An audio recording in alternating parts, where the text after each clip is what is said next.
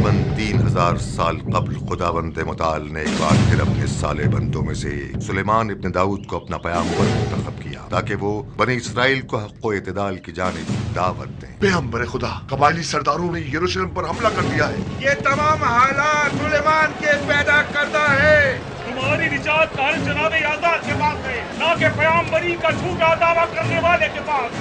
اللہ میں بغاوت بلند کیا ہے کہ داؤد نبی کے شہر میں پیغمبران خدا سے جنگ مت کرو، ڈرو کہیں قوم موسیٰ کی تاریخ نہ دہرائی جائے کہ جب کوہ طور سے ان کی واپسی میں ذرا تاخیر ہو گئی تو لوگ سامری ہارون جادوگر کی باتوں میں آ گئے اور گسالہ پرست ہو گئے۔ جناب آصف ٹھیک کہتے ہیں، میں شہادت دیتا ہوں سلیمان پیغمبر خدا ہیں۔ اگر میرا کہا نہ مانا تو تم میں سے کوئی بھی زندہ نہیں بچے گا۔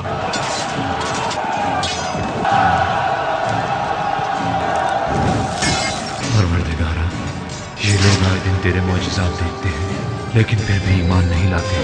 خدایا میری امت کو فتنہ گروں کے فتنوں سے نجات دے، دستگیری فرما۔ اے سلیمان، جنات اور شیاطین کے مادی ہو جانے کے لیے تیار ہو جاؤ کہ ہم نے تمہیں انہیں تسخیر کرنے کی طاقت عطا کی ہے، اور یہ طاقت ہم نے تمہاری سرخشتری میں رکھ دی ہے جو ہمیشہ تمہارے ساتھ رہے۔